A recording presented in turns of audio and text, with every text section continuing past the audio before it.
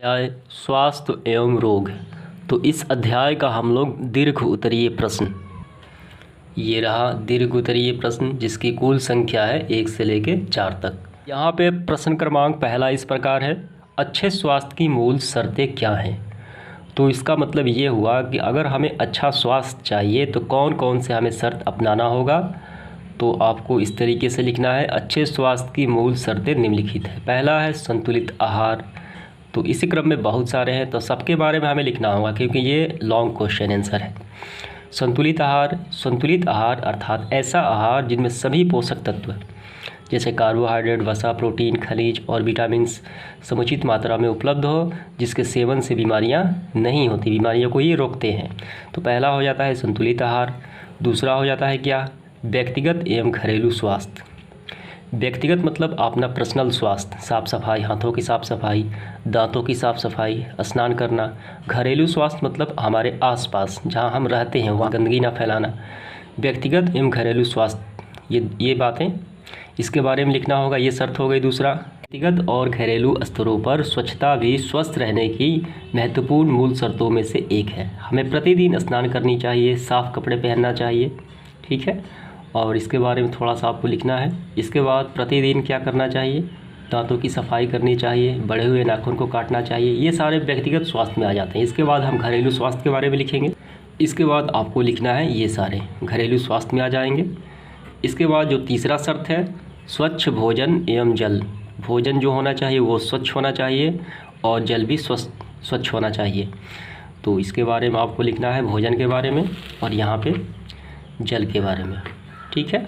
रोग फैलाने वाले अनेक बैक्टीरिया मौजूद होते हैं, इसलिए यदि शुद्ध जल उपलब्ध न हो तो उसे उबालकर पीना चाहिए, ठीक है। ये स्वच्छ जल हमें सेवन करना चाहिए। इसके बाद चौथा जो शर्त है, शुद्ध एवं स्वच्छ हवा। तो शुद्ध एवं स्वच्छ वायु अच्छे स्वास्थ्य की प्राथमिक आवश्यकताओं में एक है। अगर हम स्वच्छ वायु सांस ना लें तो क्या हो जाता है, तो प्रदूषित वायु में अगर सांस लिया जाए तो दमा हो जाएगा, फेफड़े संबंधित बीमारियां हो जाएंगी। तो इसके बारे में भी आपको लिखना है। इसके बाद जो पांचवा शर्त है, व्यायाम और विश्राम। हमें व्यायाम करना चाहिए और उचित मात्रा में विश्राम करना चाहिए। इसके बारे में भी आपको थोड़े से लिखने हैं यहाँ से। इसके बाद देखिए, और लास्ट जो है शर्त, दुर्व्यसन का ना होना, ठीक है, यानी नो एडिक्शन। इसका मतलब आपको किसी भी प्रकार का नशा नहीं करनी चाहिए, मादक पदार्थ, ठीक है। ये अच्छे स्वास्थ्य की मूल शर्त में आता है। जैसे तंबाकू हो गया, यहाँ पे तंबाकू, शराब, ठीक है, कोकीन, यानी किसी भी प्रकार का व्यसन मादक पदार्थ हमें सेवन नहीं करना चाहिए। तो इस तरीके से ये प्रश्न क्रमांक का पहला का आंसर समाप्त हो जाता है। अच्छे स्वास्थ्य की मूल शर्तें कितनी हैं, 6 हैं। आइए इसके बाद देखते हैं दूसरा प्रश्न। तो यहाँ पे प्रश्न क्रमांक दूसरा जो इस प्रकार है, संक्रामक रोगों की रोकथाम के उपायों का वर्णन करें। सबसे पहली बात, संक्रामक रोग किसे कहा जाता है। संक्रामक रोग ऐसे रोग को कहा जाता है जो जीवाणुओं, रोगाणुओं, ठीक है, जैसे बैक्टीरिया हो गया, वायरस हो गया, के द्वारा एक व्यक्ति से दूसरे व्यक्ति में फैल जाते हैं, उसे रोग को कहा जाता है संक्रामक रोग।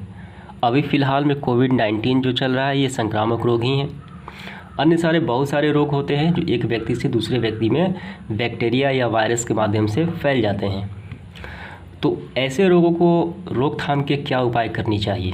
सबसे पहली बात यहाँ देखिए, सूक्ष्मजीव रोगाणुओं के कारण होने वाले रोग संक्रामक रोग कहलाते हैं। संक्रामक रोगों से बचाव के उपाय निम्नलिखित हैं। पहला है अपने हाथों की साफ़ सफाई, यानी व्यक्तिगत साफ़ सफाई एवं आसपास की साफ़ सफाई। अपने व्यक्तिगत वस्तुओं को साझा न करना, तौलिया, रुमाल, टूथब्रश, इन सारी चीज़ों को अपने ही यूज करना, दूसरे को साझा ना करना। वैक्सीन या टीका लगवाना, एंटीबायोटिक औषधि। अन्य भी बहुत सारे होते हैं लेकिन इतना ही काफ़ी है। इसके बाद देखेंगे प्रश्न क्रमांक तीसरा। तो यहाँ पे प्रश्न क्रमांक तीसरा जो है, टीकाकरण क्या है, हमें परिभाषा करनी है। तो इस प्रकार है, किसी बीमारी के विरुद्ध प्रतिरोधात्मक क्षमता यानी इम्यूनिटी सिस्टम विकसित करने के लिए दवा पिलाई, खिलाई या अन्य किसी माध्यम यानी इंजेक्शन के माध्यम से दी जाती है तो उसे क्या कहा जाता है, उसे टीका कहा जाता है, यानी वैक्सीन कहा जाता है। और यह क्रिया टीकाकरण कहलाती है। जैसे फ़िलहाल कोविड-19 का टीका यानी वैक्सीन अभी दिया जा रहा है। तो यही हो जाती है टीकाकरण की परिभाषा। ठीक है, इसके बाद देखेंगे इस सेशन का आखिरी प्रश्न, प्रश्न क्रमांक 4। 4 नंबर जो प्रश्न है, डायरिया या टाइफाइड रोगों के कारण, रोग के लक्षण तथा इसकी रोकथाम के उपाय उल्लेख करें। हमें कोई एक डायरिया के करें या टाइफाइड के करें, लक्षण क्या है और इससे कैसे बचाव किया जाए, यानी हो जाए तो इसकी रोकथाम कैसे किया जाए, ये बताना है हमें। तो ये रहा टाइफाइड। टाइफाइड जो है सल्मोनेला टाइफी नामक बैक्टीरिया के कारण होने वाला संक्रामक रोग है। यह बैक्टीरिया सामान्यतः संक्रमित पेयजल, भोजन, दूध और बिना अच्छी साफ सफाई किए फल सब्जी के माध्यम से मनुष्य के से जो आहार नाल में पहुंच जाता है और आहार नाल के वह बड़ी आंत की दीवारों में क्षति पहुंचाता है और यह एक रक्त के प्रवाह को और यहाँ से रक्त प्रवाह में पहुंच जाता है। तो इस तरीके से होता है टाइफाइड। ठीक है, और इसके बाद इस रोग के लक्षण क्या क्या हैं?